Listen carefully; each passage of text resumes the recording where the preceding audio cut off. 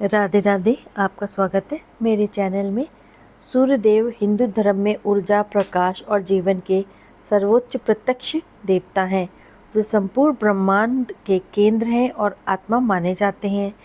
इन्हें ऋषि कश्यप और माता अदिति का पुत्र आदित्य माना जाता है। ज्योतिष में वे 9 ग्रहों के राजा हैं और स्वास्थ्य, यश और आत्मा के कारक हैं। वे एकमात्र ऐसे देवता हैं जिन्हें हर दिन प्रत्यक्ष रूप से देखा जा सकता है। वे संसार को प्रकाश, ऊर्जा, जीवन प्रदान करते हैं।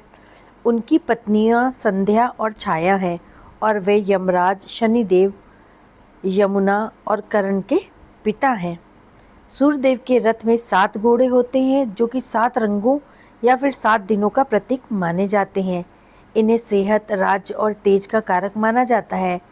इन्हें सूर्य नारायण, आदित्य और सविता के नाम से भी जाना जाता है। सूर्य देव की पूजा और उन्हें अर्घ्य देने से स्वास्थ्य, लाभ, नाम, यश, राज्य, पद की प्राप्ति होती है। कुंडली में सूर्य के मजबूत होने से जीवन की कई समस्याओं का हल निकल जाता है। सूर्य देवता की महिमा अपरंपार है। आज रविवार हम सूर्यदेव भगवान की कथा सुनेंगे। मान्यता है कि अगर सूर्यदेव भगवान की पूजा की जाए रविवार वाले दिन श्रद्धापूर्वक, तो जीवन के सारे दुख और तकलीफ़ों का खात्मा होता है। रविवार का दिन सूर्य देवता को समर्पित है और शत्रुओं से सुरक्षा भी मिलती है सूर्यदेव की पूजा करने से।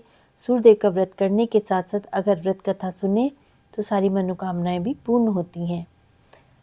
प्राचीन काल की बात है, एक बुढ़िया थी जो नियमित तौर पर रविवार के दिन सूर्योदय से पूर्व उठ के अपने नित्य कर्मों से निवृत्त होकर के अपने आंगन को गोबर से लीपती थी और जिससे वो साफ रहे, स्वच्छ रहे। इसके बाद वो सूर्यदेव की पूजा अर्चना करती थी, साथ ही रविवार की व्रत कथा भी सुनती थी। इस दिन वो एक वक्त का भोजन करती थी और उससे पहले सूर्यदेव को भी भोग लगाती थी। सूर्यदेव उस बुढ़िया से बेहद प्रसन्न थे। यही कारण था कि उसे किसी भी तरह का कष्ट नहीं था, वो धन दान से भरपूर थी। जब उसके पड़ोसन ने ऐसा देखा तो उसे बहुत दुख हुआ कि ये इतनी सुखी क्यों है। वो उससे जलने लगी। बुढ़िया के घर में गाय नहीं थी, इसीलिए वो अपनी पड़ोसन के आंगन में गोबर लेकर के आती थी। क्योंकि उसके यहाँ गाय बंधी रहती थी तो पड़ोसन की गाय का गोबर ले आती थी। पड़ोसन ने बुढ़िया को परेशान करने के लिए कुछ सोच के गाय को घर के अंदर ही बांध दिया।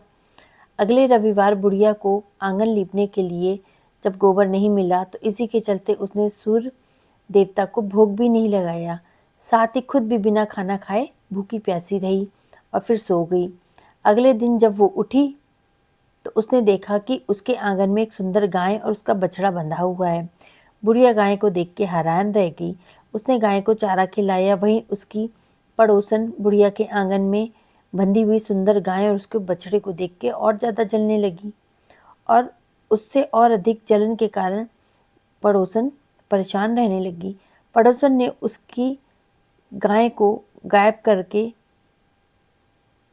सोचा कि मैं इसको गायब कर दूं, परंतु जैसे ही पड़ोसन गाय के पास गई तो उसने सोने के गोबर पड़ा हुआ देखा, तो उसने गोबर को वहाँ से उठा के अपनी गाय का गोबर वहाँ पे रख दिया।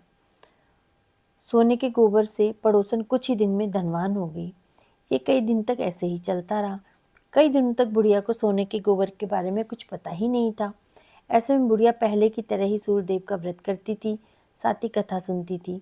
इसके बाद जिस दिन सूर्यदेव को पड़ोसन की चालाकी के बारे में पता चला तो वे बहुत ही ज़्यादा क्रोधित हो गए। तब उन्होंने तेज आंधी चला दी। तेज आंधी से देख करके बुढ़िया ने अपनी गाय को अंदर बांध दिया।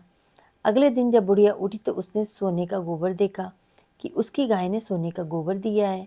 तब उसे बेहद आश्चर्य हुआ। तब से लेके आगे तक उसने गाय को घर के अंदर ही बांध दिया। कुछ ही दिन में बुढ़िया भी धनवान हो गई और बुढ़िया की सुखी और धनी स्थिति को देख के पड़ोसन फिर से जलने लगी। पड़ोसन अपने पति को समझा बुझा के उसे नगर के राजा के पास भेज आई कि जाओ और जाके वहाँ पे ये बोल करके आओ। जब राजा ने उस सुंदर गाय को देखा तो बहुत प्रसन्न हुआ। सोने के गोबर को देख के तो उसकी खुशी का ठिकाना ही नहीं रहा।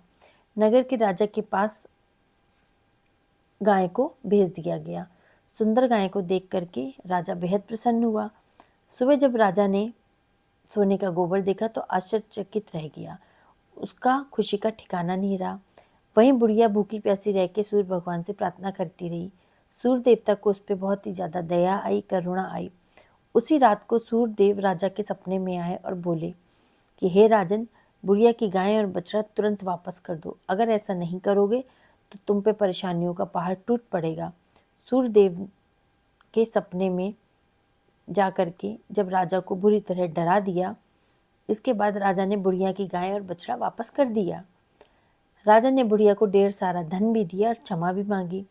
वहीं राजा ने पड़ोसन और उसकी पति को सजा भी दी कि तुम्हारी वजह से ये सब हुआ है। तुमने उस बुढ़िया की गाय और बछड़े को चालाकी से मुझे दे दिया और तुमने ये बताया भी नहीं कि ये किसका है। उसके बाद राजा ने पूरे राज्य में घोषणा करा दी कि रविवार को हर कोई व्रत किया करेगा। सूर्य देव का व्रत करने से व्यक्ति धनवान होता है और घर में खुशहाली आती है। इस प्रकार से पूरा गांव बुढ़िया की जय जयकार करने लगा और उसके साथ सब अच्छा व्यवहार करने लग गए और बुढ़िया आनंद से अपना जीवन यापन करने लगी।